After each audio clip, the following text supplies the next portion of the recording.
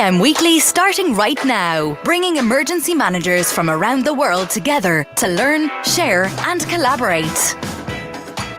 Good morning. This is Todd DeVille, your host, and Dan's running late. That's okay. And when he gets here, we'll pop him on. But more importantly, hey, we got some fires burning here in Orange County today. And so the smoke is all over the place. I just want to say to everybody here in Orange County, stay safe. For the firefighters that are out there on the line, stay safe. And for my friends in emergency management that are activated up in the EOC doing what they're supposed to be doing, keep it up. And, I know this has been a long year for everybody, especially here in California, and elsewhere for that matter, with COVID. So just keep your heads up, everybody. We're going to be talking about crisis today, and crisis leadership, and chaos, and a couple other things. So today I have Davia Timian is coming on the show, and I saw her article in Forbes magazine, and when I read it, I had to get it. And so basically, this is when a crisis hits, how you respond in the first 15 minutes can make or break your organization and your reputation, which is so true.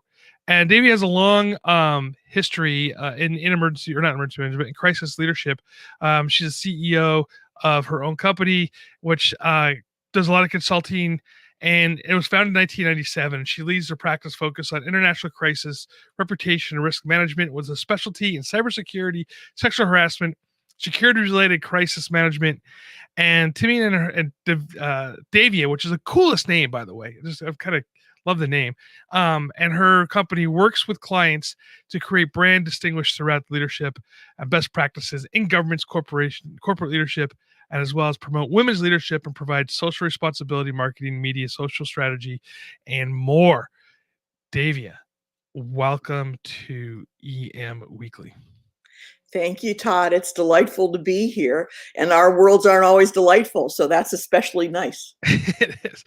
So I read your article. I kind of read a little snippet of it in the show description. And you're so right. Like that first 15 minutes of anything that's going down really sets the tone for the entire response. But specifically in crisis leadership, why is that 15 minutes even like more important to you? Well, with social media, the world absolutely changed, and it keeps on changing and morphing, certainly for some good ways and certainly for some that aren't so good. So right now, a lie or a truth or a piece of news transits the globe at the speed of light. Right? It's just there and around. And by the time you get yourself together, it's gone around. And like the virus, it has probably morphed some and it's changed shape. So it's one humongous game of telephone in no time at all. So it used to be, Tylenol was the benchmark of good crisis management. Well, that was 38 years ago. Wow. A long time, right? Yeah. So at that point, it took Johnson & Johnson, it took J&J 3 days to figure out whether or not to withdraw all of the Tylenol capsules from the market countrywide, when some under 10 had been identified as cyanide laced, and there had been deaths. 3 days it took them. And that was heralded as an absolutely breakthrough decision that they made in breakthrough time. You imagine that today, that happened. There'd be no product and no company left. So everything is accelerated so much. And the first 15 minutes, I think it's actually now less, I hate to say it, and how you handle it, whether you establish authority, authenticity, trustworthiness or not, that makes the whole game. Absolutely. And we've seen some, I always say that the examples of bad crisis leadership seems to be like, we see it. We could pick that out like crazy. Like you think about like the BP oil spill, for instance, a great example of what not to do, Right. But we can't, I don't say can't. And for those of us that aren't as tuned as you are, we don't really pick out that great crisis leadership necessarily. I mean, I suppose we could take a look at, like, say, Rudy Giuliani during 9/11 would be a good example, I suppose. Yeah. But I mean, like outside of those extreme cases, what's it look like when something is handled properly? Is it just something that we don't notice, or is that kind of the way it goes through under the radar? Yes, well, I think it's all about establishing trust, which really is not cynical. It means to be trustworthy.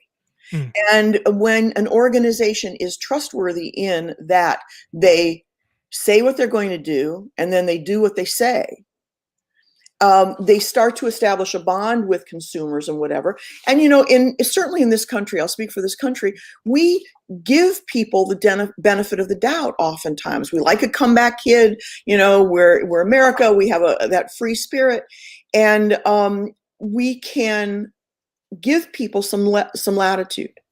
But once they start to lie, once they start to deny and defend and go into something that's completely different, I don't think we give them that latitude anymore. And in fact, they don't earn it.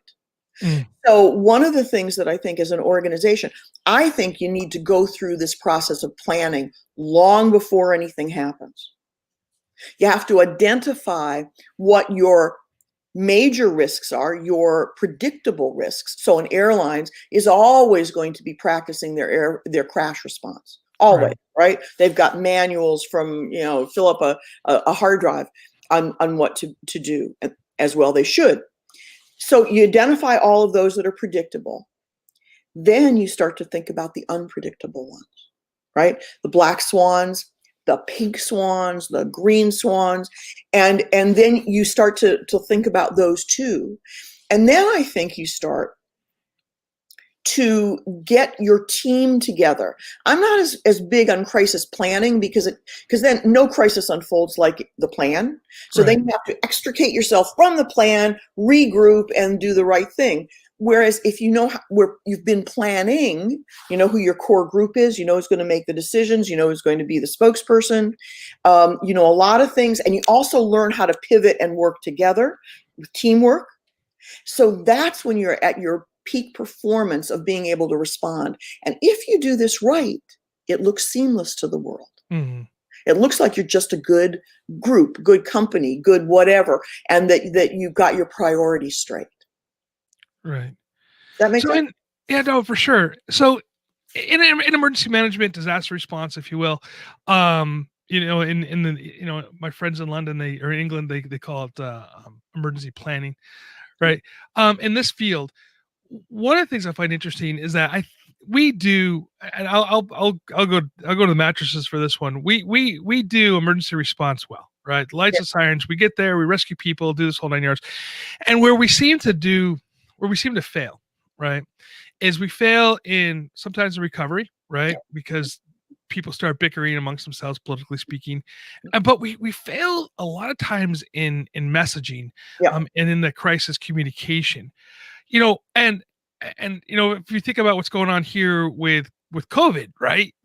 I mean, this is a really great example.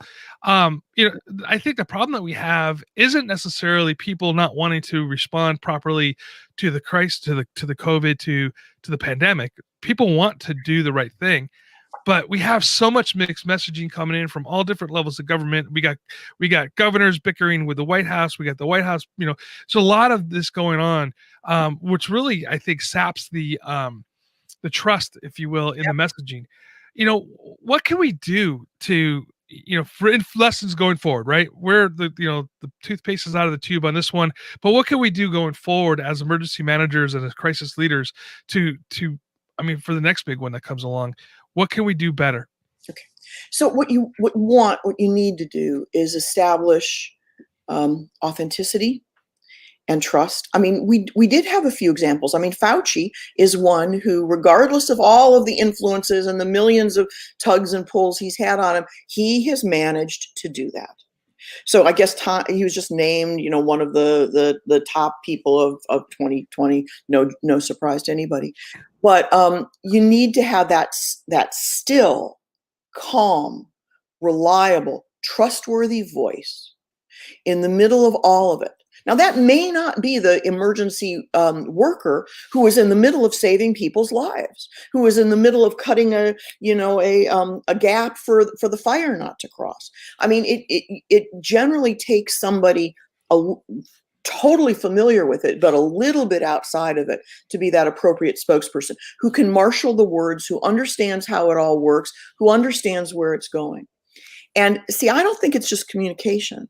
Because you can communicate anything, right? It's the strategy behind it, and it's the honesty and the goodwill behind all of that comes through in how you communicate. So communication is, yes, critical. It's the doorway, but you've got to have the right thing going through the doorway. Makes a lot of sense. So yesterday you and I talked a little bit, and we're talking about the idea of crisis or crises, I suppose, if you add multiples to them, moving into chaos. And your contention right now is we're sort of in that chaos part of our world. What is the biggest difference between what you would consider a crisis and something that turns into chaos? Yes. Yeah. So crises, predictable or unpredictable, they still have an internal logic to them.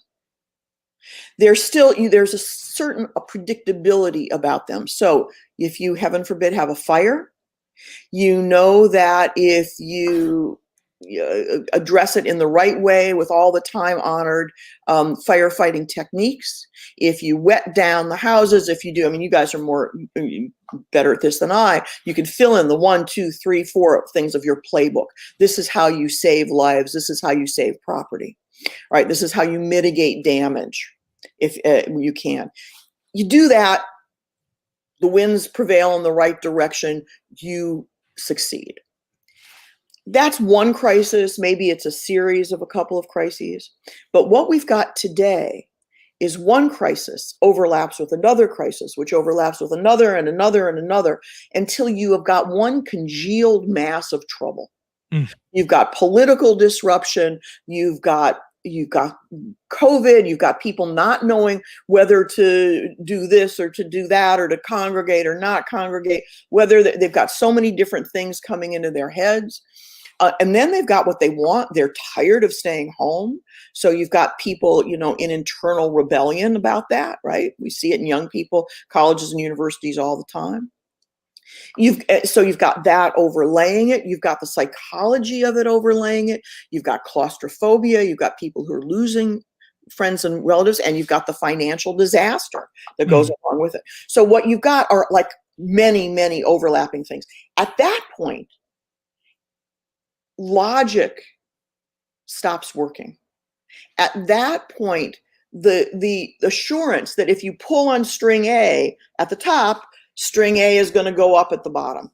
You don't know that that's going to happen. You can pull on string A and M can happen. So causality gets ruptured. So you think about crisis rules. I have all my crisis rules. I think about that all the time. I keep revising them all the time as the world changes. The idea of chaos rules is an oxymoron. The rules don't work in chaos, right? That is the definition of it. Right. It's like the fog of war. It's like the fog that I'm sure of emergencies.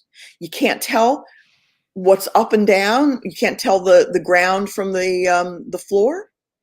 And that's when, man, you're screwed. Excuse my French. So, what you can do in those situations, though, what really does matter, when all the compasses stop working externally, is that you can start to, and you must, I think, start to trigger your internal compass. And that internal compass is your purpose, is your intent, is your focus on humanity and doing the right thing and compassion and helping people, which is what you guys do all the time. And so if you focus on that intention or intentionality, that's the way maybe you can better navigate. And I'm not saying perfectly, because it is not perfect, but that better navigate your way out of the chaos into plain old crisis again. Who would think that we would be happy to just be in crisis? Right. Yeah.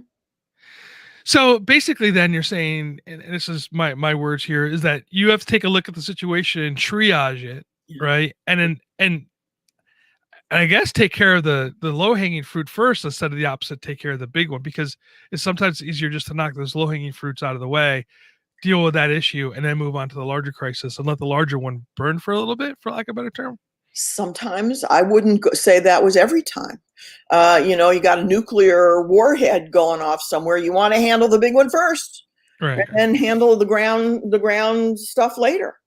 So I think what it takes is sort of that ability to improvise and to move quickly, but with the right kind of cognition. So you have to be able to see 360 degrees to be a good crisis manager.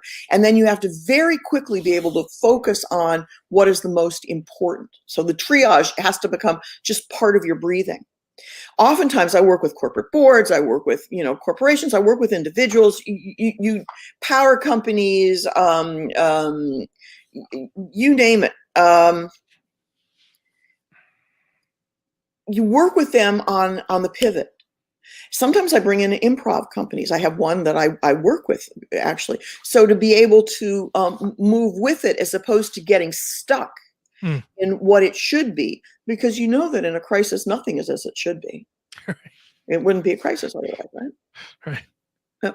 The one thing I do want to just say, before I forget, you mentioned 9/11 and you mentioned, everything that was going on. Do you know that after 9/11, in about the year, within that year, and then after 2008, 2009, Homeland Security actually brought in a group of science fiction writers, because they were trying to identify all the possible things that could go wrong next in a terrorist attack or God knows what.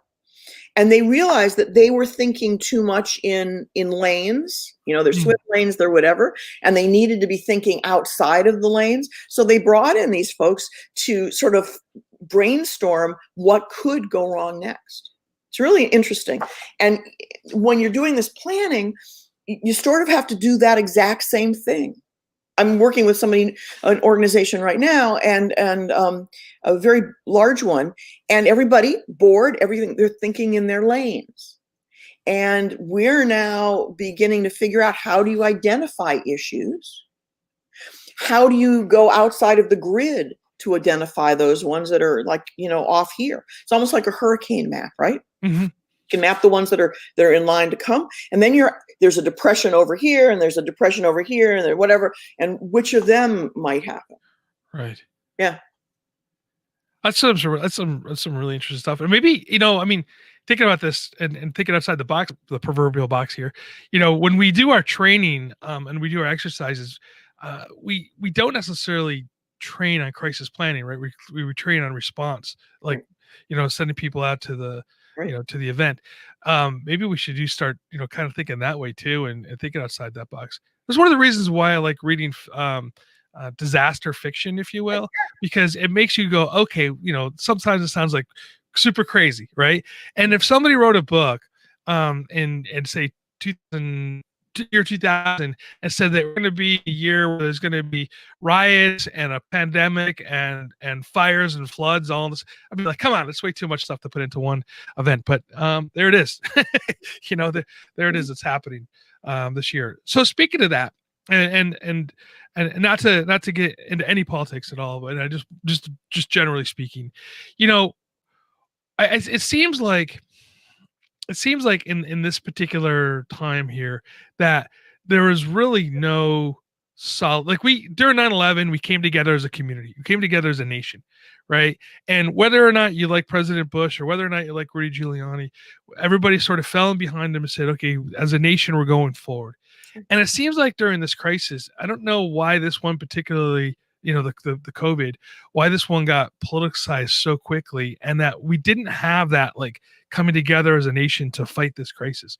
Is there something inherently different between as our nation between now and then, or is it just because we have lack of leadership anywhere here in this nation right now? Well, leadership matters. Tone at the top matters. Caring for humanity, caring for individuals, having compassion for all of the terrible stuff that's going on, the families that have gotten rent apart. Your mom is in a nursing home. They won't let you see her. You can't see her if she gets sick and dies. You have you're on an iPad next to her. Everybody in a nursing home gets sick, etc. If these things don't call for compassion, you tell me what does. So I believe that in a crisis, in an emergency response, your true nature comes out. Whatever that might be, we all have different natures. But if you first care about the people, if you first care about getting things that logically and operationally work, I mean, look, we have a vaccine. We have some vaccines now. These things have been working. But if you set the stage for us to be selfless, for us to be logical and kind and on the money, and everybody's expected to give up stuff, to make masks, to do whatever they need to do, then you've got a world, like in the world wars, not like the Vietnam War, not really like the Korean War, but in the world wars, where you're all, and like 9/11, you're all going in that same direction.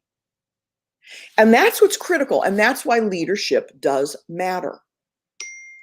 So I think that, without going into the politics of it, because everybody's got their own take on it, I do believe that there is an objective truth in life. There's objective reality. I do believe there's subjective views of that reality, and everybody's got a different one. Mm-hmm. But in a crisis, leadership matters, and it's the leadership of the best generals. I actually went to a course at the Army War College. Oh, nice. It was fascinating. It was for CEOs. And it was fascinating because they brought all the battle strategy and Army strategy to business. It was just fascinating. Loved it. Learned so much, including the after-action review, which I had not known about before. I use it all the time now, right? Yeah. I'm sure you guys do too. But what you learn is that there are ways to exhibit leadership. And when they're lacking, you see what you get. Absolutely. Well, Davey, thank you so much for your time today, and I love leaving it right there on leadership. I think that's key, and I just want to let you know the door is always open for you. Everybody, in the show notes, I have put a link to her Forbes page, which is amazing. Take the time to click on that and go read some of the articles.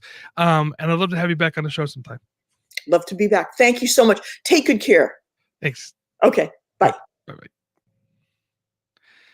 Oh man, everybody, that was a great talk right there. And thank you again for being on the show, Davey. It was awesome. Hey, we're gonna take a quick break. When we come back, we're gonna be talking to the Natural Hazards Center over here in Colorado about their 1,000 letter program.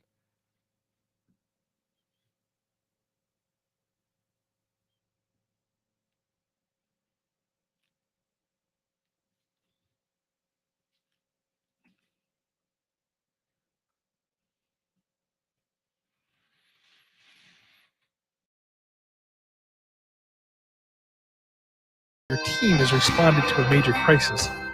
The Outer Limits Supply Company provides practical, user-friendly first aid and trauma kits that anyone can use. If you enter EM Weekly at checkout, you'll receive 20% off your purchase. So go to www.outerlimitsupply.com today. Seconds count during an emergency. That's why at Titan HST, we're always inventing new technology to help people stay safe and help people who can provide help get connected with people who need help. At Titan HST, we've deployed mesh networking, allowing emergency communication even when networks are down, augmented reality, and real-time translation. We believe in the power of people to help each other stay safe and thrive. Well, everybody, hey, as you guys know, I like VanQuest gear. I started using them a while ago, and as a guy that puts my stuff through the paces, and I'm really hard on my gear. It holds up really well, and it's such a quality equipment. I wouldn't have them here if I didn't think so. And so if you're looking for that great holiday gift, go to vanquest.com and at your checkout, put EM5 weekly and enjoy a 20% discount. That's EM5 weekly at checkout for an additional discount on top of the already great savings that is there. And so that's the important stuff. So vanquestgear.com. So that being said, I want to welcome in our next guest coming in from the Natural Hazard Center. Hey, Doug, how you doing? Hey, Todd, how are you? I'm doing well. Hey, thanks for being here today, and I'm excited to just learn more about the 1,000 letters. I know that we're trying to get some letters written up and getting out there by the middle of this month. So we're kind of pressed for time on this one. So that's why we brought you in to discuss it. So what's this campaign all about? So I think maybe there was another guest supposed to come on. I'm from the America Adapts podcast, where I talk about adapting to climate change. But I'm very flexible here, but I'm not familiar with that campaign. I think that maybe one of the other guests canceled. I'm not sure. Oh, geez. Okay. Well, that is an interesting twist and everything. And hey, everybody, you know what? We are here for sure is Semper Gumby and Semper Flexible. And, outside of the fact that happened, that's okay. So, Doug, Doug, welcome to the show. And let's talk about a little bit what you do. So explain to the audience what you're all about. Well, I think just partly reaching out to what I do at the podcast. It's called America Adapts, the Climate Change Podcast, and I interview, academics, scientists, practitioners about how society is going to adapt to climate change. And I think that's partly why, emergency management is, one of the stakeholder groups dealing with that. And so my previous life, I did a lot of wildlife conservation policy and education, but I've been doing the podcast for about 4 years, and even more recently started a streaming TV channel at Simpatico, where I talk about a lot of climate change issues. And we actually talk with some disaster experts and such. But it's this issue I've touched upon, semi-frequently on the podcast. So definitely interested in what you're trying to do here. Oh, absolutely. And now, Doug, you go and you speak around the country, around the world, specifically about this. And I remember finding you and one of your speeches that you did. I find it super interesting. So why does climate change, as emergency managers, this is what I say, and I'm going to be politically incorrect here a little bit. I don't care whether the disaster or whether climate change is caused by man or not, right? As emergency managers, I don't think that's necessarily our lane to fix. But what we do have to do is plan for the fact that climate change is real, right? And climate change is impacting. We have a fire going on right now in Orange County. It's warmer during this time of year. There's less rain coming in, things like this. So we have to plan for that. How do you see climate change impacting how we deal with these issues as emergency managers, maybe? Well, okay, yeah. So, I'm talking to folks from all different sectors, people, in the ag sector, and, a lot of on the ground action. And I get that position of like, well, let's not jump into the controversy around climate change. And so, if you're offering specific tools and resources for people to use, and, especially with emergencies, it's a very reactive to like a certain crisis, and you're not going to kind of dwell on that. But, one of the conversations I have with my guest around this is there is a learning opportunity, because we are dealing in climate change is going to make a lot of these disasters even more extreme. There's a learning opportunity with the public that, I don't think we should shy away from that, because it's the notion of like, all right, we're dealing with this now, but even if it's potentially going to get worse or more frequent, let's avoid that. And we're going to avoid that if we're dealing with some of the larger issues around climate change. And so I know it's your average person, when you're dealing on the ground, interfacing with the public, you're not sitting there lecturing them about climate change. But, if you start getting to the policy level and so the awareness campaigns, there's a huge opportunity there. What do you see? You've been worldwide. I know you spent some time in Australia, correct? Yep. Yeah. So you've seen it, from more than just one angle here. And most of the audience is from the United States that are listening, but we do have people in Australia and Canada and Europe. Where do you see climate change being the most impacted, as far as what area of the world? Oh, well, it's a good question. And, and it comes to literal impacts. It's like, what are some of these extreme events? It's a lot of it. How does it elevate itself in regards to a country's ability to respond to it? So even though, the United States, if we get hit by a lot of hurricanes, we have capacity to respond to it. In Australia, they recently went through some wildfires, and that truly was just countrywide. And it seemed like borderline ability of a developed country to deal with it. But I actually do a lot of interviews on Simpatico with people doing adaptation in these issues in developing countries in India and Bangladesh. And I think their definition of like disaster and emergency response is different than ours, but I also think in some ways they do it better because they've got more experience dealing with these things with international aid groups. So you develop networks that are quickly can kind of get things out to people. We, United States, we do things a lot independently. Oh, what's our local government going to do? And I know groups like FEMA, and they're there to help coordinate more national responses. But I think some of these other, even developing countries, we could probably learn through some of the integration that they've done. Absolutely. And, obviously you take a look at some of the developing countries like, around India, Pakistan, Bangladesh, and those areas. They're hit every year with some major floods, and they seem to, to be able to recover and get back into working modes fairly quickly. Speaking of that, and this is a little bit off topic, I guess, but I'd like to hear your opinion on this. In the United States, we are very, very lucky. The majority of us can go to our kitchen sink and turn on water that drinks. A friend of mine, Pete Turner, always says it's odd that we're a nation where we actually poop and pee in potable water, and flush it down the toilet. Do you see the impacts of climate change impacting water supply for the world, specifically potable water? Oh, definitely. And that's just, I think we're going to probably have to maybe reassess even how we think about it in the United States. But, access to clean water is just one of the big impacts that everyone's worried about. And drought is becoming an issue. And it's part of the problem too, is that, it might not necessarily be happening now, but we're talking 5, 10, 15 years out. How do you sort of take that out of sort of the, issues that they've already been dealing with? Some countries have ongoing issues to access to water. And I was visiting a conference in Africa, and I arrived like 4 a.m, and I shared a taxi bus with these 2 women from Malawi, and we were Malawi. Yeah, that's how we refer to the people.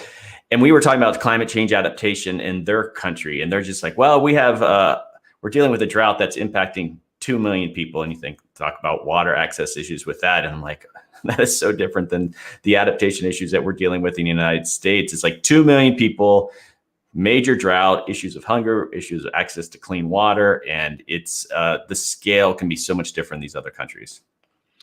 Absolutely. And, again, it goes back to, I hate to say the word privilege because it's been politicized so much now, but the privilege that we have in the United States here, and the fact that we're moving more and more people, and this is the thing that kind of scares me a little bit here in California, is that we're moving more and more people into city centers, and away from the outside, right? So we're the coast is being completely impacted by more and more people moving to the coast, and here in California, getting clean water to to basically a desert, if you will, Los Angeles and Orange County and whatnot, is becoming more stretched, and we're still taking, water stuff from the Colorado River, and the impacts of the global, warming, if you will, or climate change, is really impacting the water supply as well. So it's one of the things I'm always thinking about. So the future, I'm going to have you put your hat on for a second.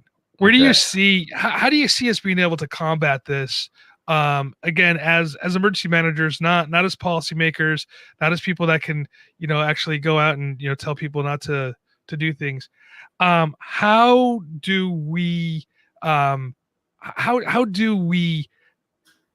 push people into the way as emergency managers into planning for climate change?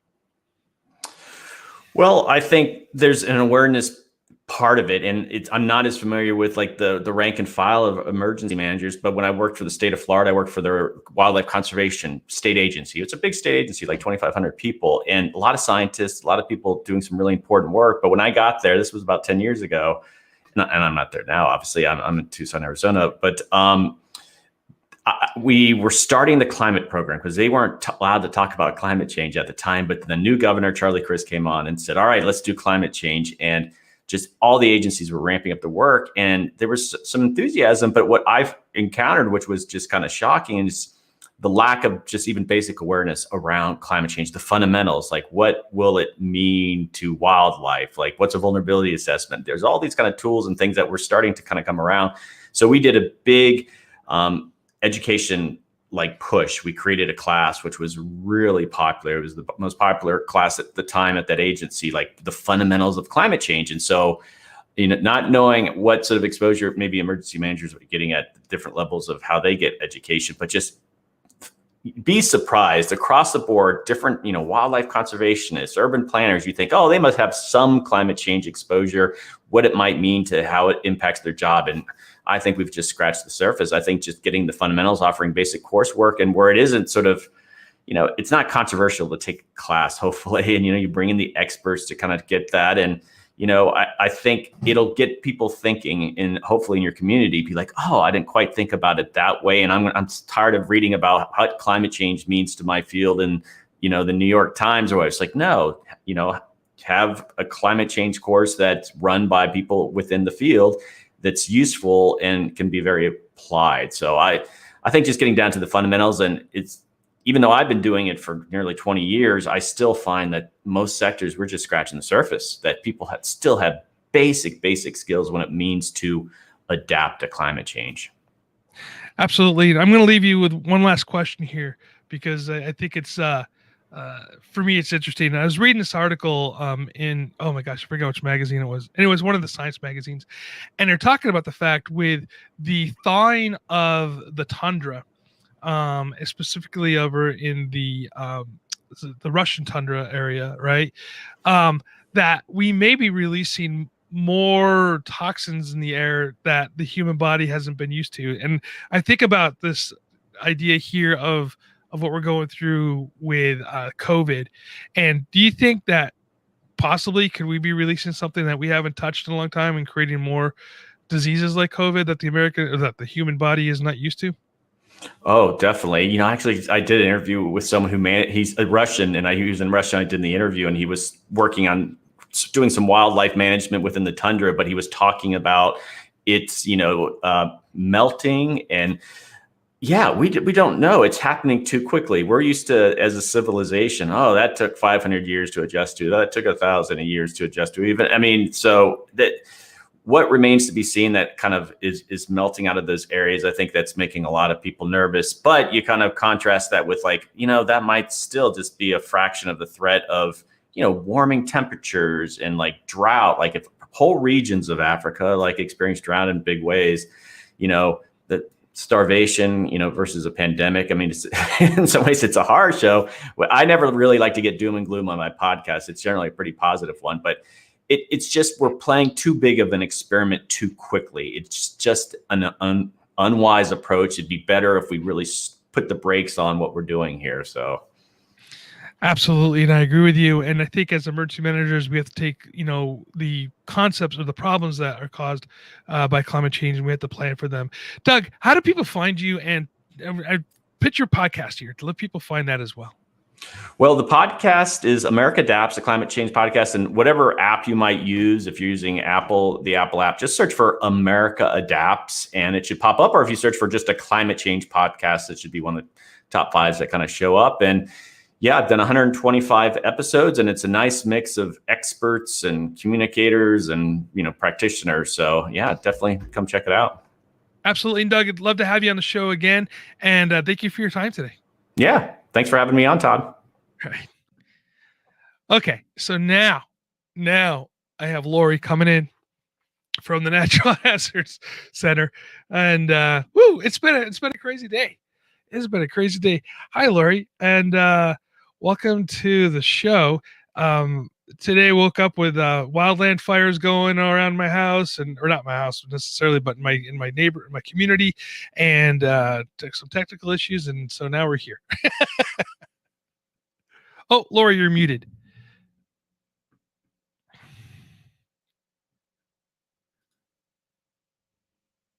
Still, it's okay. And this is par for the course today, everybody. So thank you for everybody for being flexible in this, and but I'll give you a little bit of background here of why Lori's here while we're fixing some of the technical issues on this side.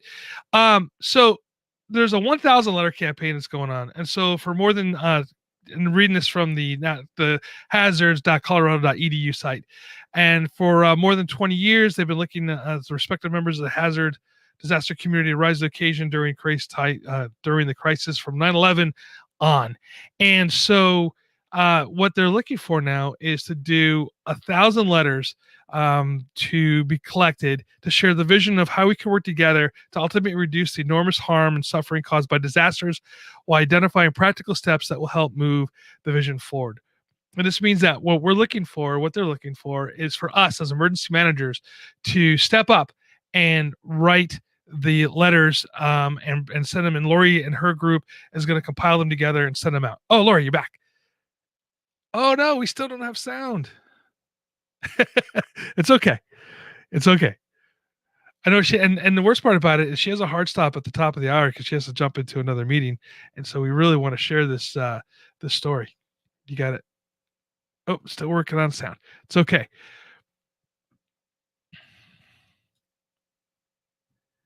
Meanwhile, it's like one of those things like, hey, we gotta stretch, right? And that's kind of what we're doing. So let's talk about this thing. That's one thing that I would like to see more emergency managers do, right? We sit back and we talk about, and we amongst ourselves about issues of emergency management, what's going on, but we don't seem to step up together and really talk to our elected officials about what we need to do as emergency managers to make our organization, to make our profession better. And I really think that we should do more of this. Are we back on, Lori? No sound. It's okay. And so I think that working with the Natural Hazard Center out of Colorado and with this 1,000 letters program, I really do believe that this is going to be something that could be impactful into what we do as emergency managers, and in telling our elected officials specifically why this is important for us, right? And there's four major policy priorities that they're discussing, right? And it's coming into the idea of the COVID-19, economic recovery, racial equality, and climate change are the priorities that with the Biden-Harris transition, that's what they're looking at here. And so when we talk about this emergency management aspect of it, this should be taken seriously as well. Right. And now we just talked about climate change just before, and how as emergency managers, we have to plan for that. And again, whether you believe it's caused by humans or if it's caused by the cyclical aspect of the world moving in the way it goes, getting closer to the sun or further from the sun, which could be the case as well, we still have to plan for those the crises that occurred because of climate change. And so I really do believe that this 1,000 letter program is going to make a difference. Lori, she's back. No, we still don't have sound. Oh, wait, one more thing. It's okay. Semper Gumby, everybody. Semper Flexible. This is what we do here as emergency managers. And Lori's working through those technical difficulties. It's been one of those mornings. Seriously, it's been one of those mornings. Getting woken up this morning with going into the with fires burning, and then I was talking to Brian, producer Brian, with a show that he had earlier with some technical difficulties, and it's okay, right? This is what we do here. And thank you for everybody who's sticking with us during this the little bit of this issue.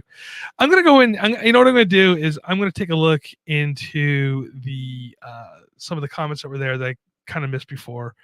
Dan Scott shares a book over here. Eileen says she likes to tell people to go to the deepest, darkest resources of the brain and pull out their wordy nightmare, and and then the Last of Us talk about what ifs. Yeah, I agree with you. The what if scenario that we were talking about earlier today. That's why, like I said, I like to read disaster fiction, if you will, because it makes you think outside that box, right? Of what we're so used to, and those what ifs. There's a book. Actually, this is what Dan was talking about. Imagine Deadly Threats, and that's a good book. So, Lori, okay, let's try again. No sound. Oh no, it's okay, but we gave it a shot here. And then yeah, Eileen says it is 2020. Absolutely, this is the 2020 hit for us here at Weekly. So. All right, well, that's okay. So Lori's going to restart the computer. I'm going to stretch a little bit more here. I'd like to hear more comments on here. A couple things is on crisis leadership. All right.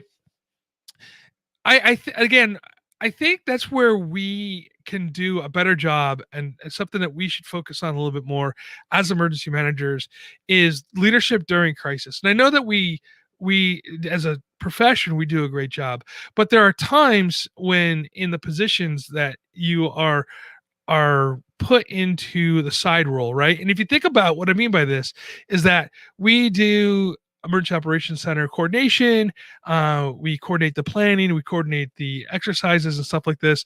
But when game day comes into play, we coach others, right?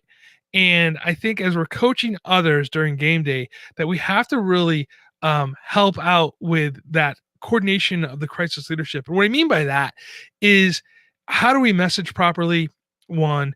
Number two, we have to put our citizens, our residents up front on these things. And so the decision making process has to be based for them, or in case of businesses, what are our clients, and then also about the staff that work for us, right, our employees, and having that be the guiding post or the guidepost for what we do as during crisis leadership.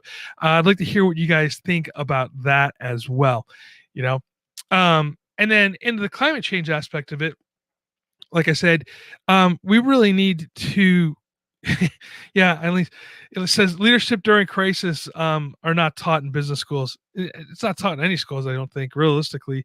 But yeah, you're absolutely right. And again with the climate change aspect of things, I think that we can lead in this as well, because we tell people to be prepared, and a lot of times when we're talking about preparedness, it's a fear, right? We say, oh, the earthquake is coming, or the big tornado is coming, or whatever. Be prepared for that particular disaster. Well, if we do it in the idea of taking care of your family, taking care of your community, and during the climate change type of thing here is saying, hey, you know what? Why are we pouring so much water? Because here in California, we have a drought all the time, right? Why aren't we saving water during times when we can save water, and then during time of drought, right, we can actually use that water to do things like irrigation and things like this, for plants, or talk about drought resistant planting and whatnot, and so I think we can use that leadership as well to make it happen. And so that's kind of where we're headed. Okay, Lori's back. Okay, can you hear me? Yes. Todd, I'm so sorry. I've used this StreamYard platform even just last week, and it worked perfectly. So I don't know what happened. I guess it's just our crazy Thursday. Yeah. So I apologize, but I'm so happy to be with you. Oh, I'm so stoked. I'm so stoked that we got it working. I'm sure people just got, we're sort of overhearing me stretch a little bit here, but I really talked a little bit about what you guys are doing, but I didn't do it any justice. So, Lori, welcome to the program. Thank you. So tell me about your 1,000 letters. Yeah, thank you. So, and I thought you did a beautiful job of summarizing it, because while you couldn't hear me, I could hear you. And you're absolutely right. This is a new initiative that we've just launched through the Natural Hazard Center, but it's a relatively time delimited one. And so we're reaching out to the emergency management community, the hazards and disaster research community, and we have invited everyone in our community to please write a letter, no more than 500 words. We're trying to collect 1,000 letters by December 15th that we are then going to share with the new administration. And we are really excited to hear from our community, to really hear about what it is that emergency managers and our researchers think needs to either be started in response to the many crises we face. What is there something that needs to be restored? Where do we need to see investments in terms of our people, our physical infrastructure, our collective infrastructure that makes emergency management and the research enterprise work? So 500 words, 1,000 letters. We're looking for those by December 15th. And thank you for letting me to come on and talk about this initiative. Oh, no problem. I saw this. It was a LinkedIn post that I read, and I was like, oh, this is something that I really want to get behind, specifically as an emergency manager, specifically as Ian Weekly. And I really do believe that this is great. Now, my only question is we seem to only do this like every 4 years, where we get excited about the new administration coming in, or every 8 years, depending on how it switches. At the state level, same thing. Like every 4 years, every years we're looking at change. Why aren't we doing more of this on a regular basis to our elected leaders? Why aren't we reaching out to them more often, saying, hey, this is an important topic, and we get in trouble, for lack of a better term, when things go sideways after a disaster, but we don't seem to really be leaning forward on these things. What can we do better as emergency managers, as a profession, both academically speaking and both practically speaking, to help really tell our story? That is a great question. I think it is first and foremost recognizing the power of our voices, recognizing how many of us there are who are working in this field, but also recognizing that the broader public, there is no ignoring the increasing frequency and intensity of disasters. We're all disaster survivors right now. If we've been fortunate enough to make it through this pandemic, tens of millions of Americans have been affected by natural hazard events in single years, as well as over the last decade. And so this really is becoming a shared experience among the public, right? And so I think as more and more people are thinking about what it means to get ready for or to live through a disaster, they're also then thinking about what is going on with my emergency management in my city or my community. And so I think this is just such a chance, as you're suggesting, Todd, for us to lift up our voices together, not just during the big presidential election years, but to recognize that we live out our lives at the local level. And that is actually where we may have the most chance to really make a difference through building connections with our local emergency managers, and also through lifting up our voices to our local elected leaders to let them know how much an investment in emergency management, but also investments in mitigation activities, can help us to reduce those future disaster losses. Absolutely. That's such a great point, Lori. Now, I'm remiss because we didn't start off necessarily because of some of the technical stuff here, but I wanted to ask you, and maybe some people don't know, I'm sure everybody knows, but let's just say there's some new people out here. What exactly do you guys do at the Hazards Center, Natural Hazard Center in Colorado? Yes, so thank you for asking. The Natural Hazard Center for 45 years has actually served as the National Science Foundation designated information clearinghouse for the societal dimensions of hazards and disasters. And so what that means is that our mission is really to help create a center of gravity for the research, practitioner, and policy-making communities. And so for over 4 decades, the Hazard Center has really stood for translating research knowledge and getting it out to wider audiences, facilitating connections between researchers, practitioners, and policymakers, conducting original research, and also training and mentoring diverse next generation researchers and practitioners. And so that's really what we stand for at the Natural Hazard Center. And we try to stand as a body to help bring together the different people and organizations who are concerned with reducing the harm and suffering from disasters. So outside of the 1,000 letter campaign, which I'd like to see more than 1,000 letters, but how can people get involved with your organization? Yes, so I would love it. Thank you for asking me that. If people would go to hazards.colorado.edu, we have so many free publications that are really geared towards, again, translating and sharing research information. Because we recognize as a researcher, I know a lot of times what I create, it's a book or it's hidden behind a journal paywall, and a busy emergency manager may not have the time to read what I've written. And so at the Hazard Center, we have a lot of initiatives like our Research Count series, where we ask researchers to take their big 75,000 word book and boil it down to 750 words. So your average busy emergency manager can pick up that research count. So all of our publications are free, they're online. We also host an annual workshop every summer in Colorado when we're able to gather for 45 years. So that's a big opportunity to come together.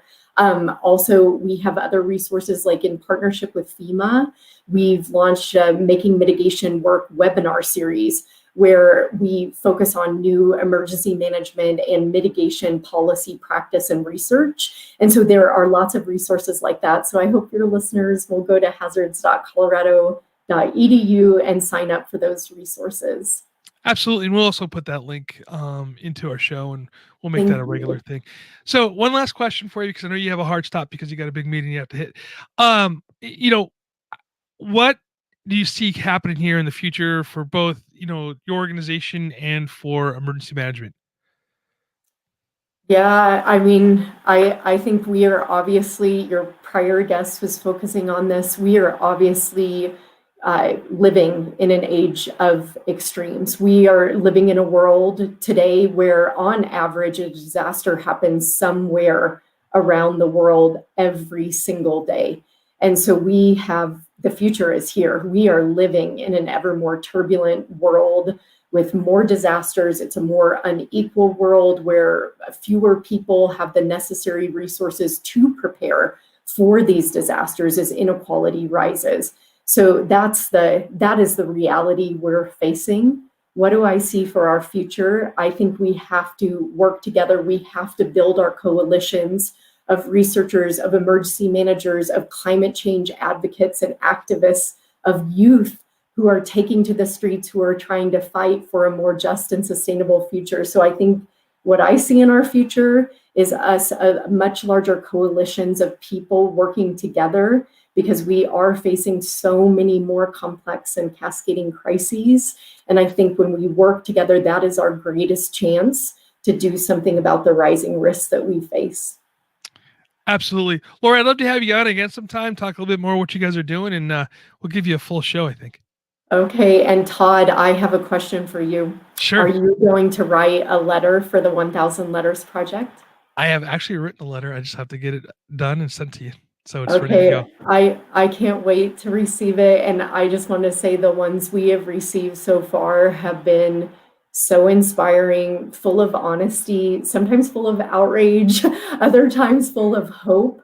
But they all, at their core, are really about a future that we're trying to envision together and to move forward. So, Todd, I cannot wait to read your letter.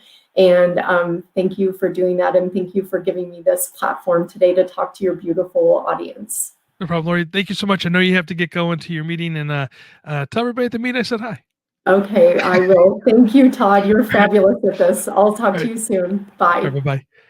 Hey, everybody, thank you so much for spending time with me this morning, even through some of our hiccups and our technical glitches. I think that as emergency managers, I think we can all appreciate what's going on.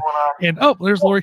And that being said, everybody, I would love to see you guys, kind of write those letters and make Ian Weekly proud on that.